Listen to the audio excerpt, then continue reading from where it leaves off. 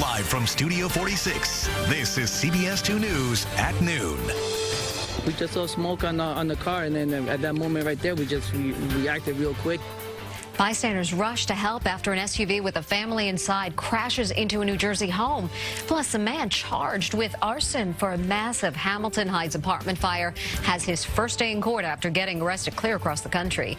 And a grim outlook in the deadly flu epidemic. The CDC says it's now as bad as the 2009 swine flu.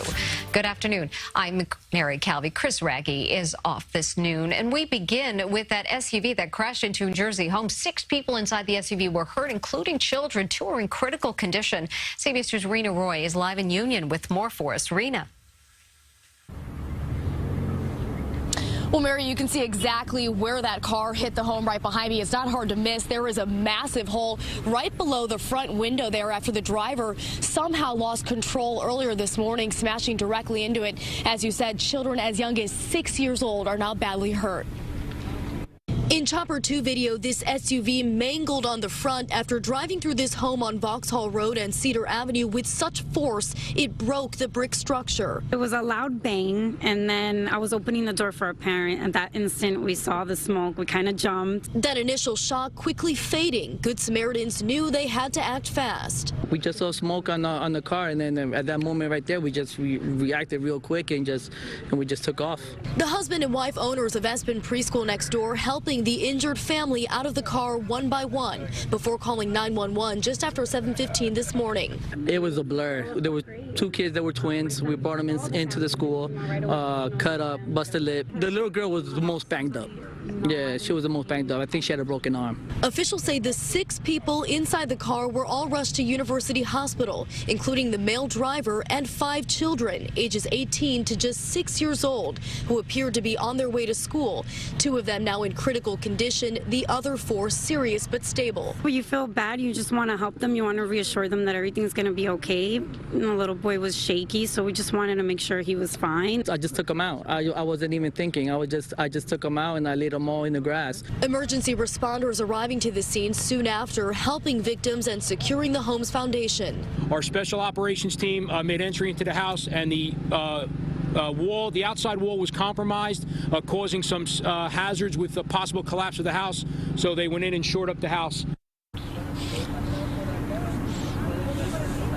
And this is still an active scene here, as you can tell. The Union County Sheriff's Department is now leading the investigation as officials try to figure out what caused this crash. We're live in Union, New Jersey. Rena Roy, CBS 2 News. Rena, thank you. President Trump has signed a new $400 billion budget deal, ending a government shutdown that began at midnight. A Senate vote was delayed until after midnight by Kentucky Republican Rand Paul.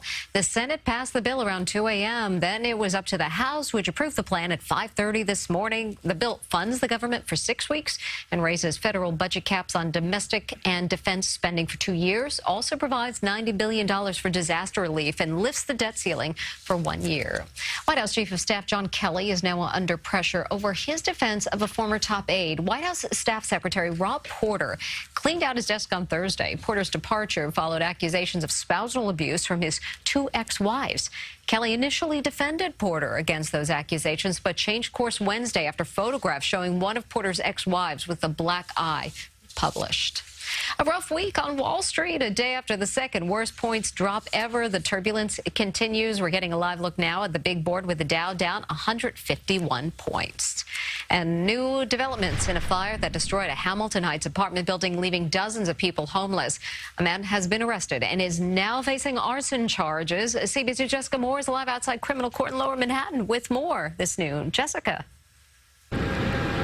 Well, Mary, police say the man responsible is 34-year-old Jelani Parker. He escaped to North Carolina, they say, and then to California, where he was finally arrested in L.A. this weekend during a traffic stop and brought back here to New York. The fire on November 17th displaced 35 families and injured 3 firefighters.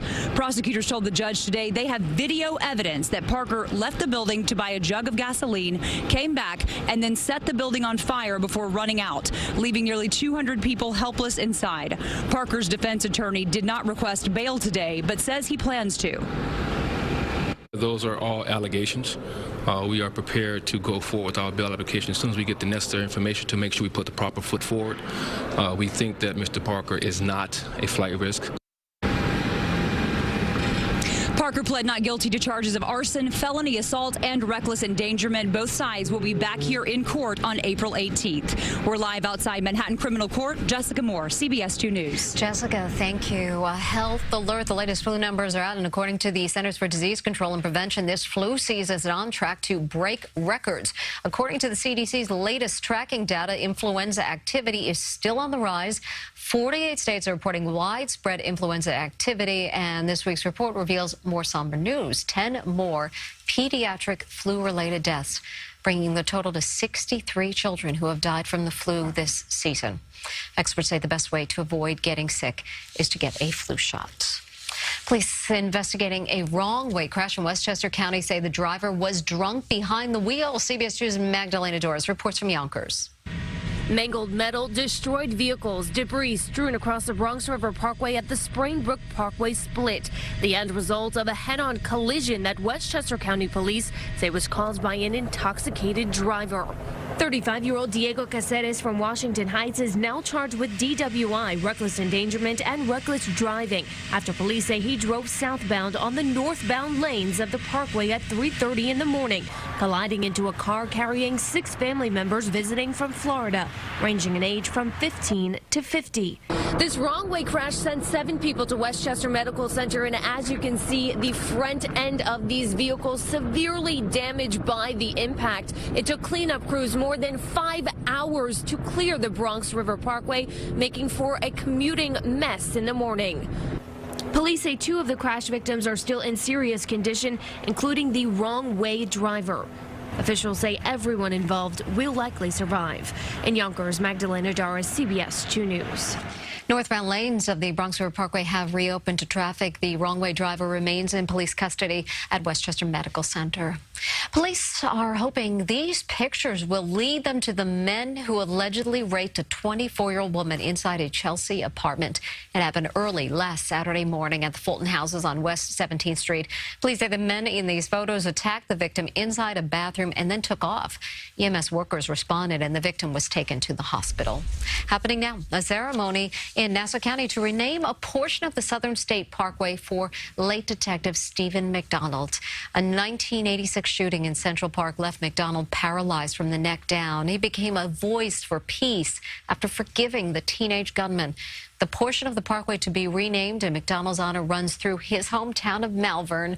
McDonald died of a heart attack last year at the age of 59. Still ahead, plans to turn a former hotel in an upscale Midtown community into a homeless shelter.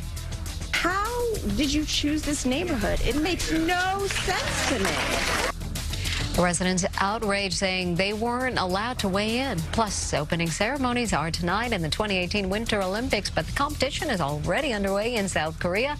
And the line started forming last night for Justin Timberlake's pop-up store, where you can check this out. Hey, our temperatures are going to pop up into the weekend, but we could have a mess on our hands, sort of.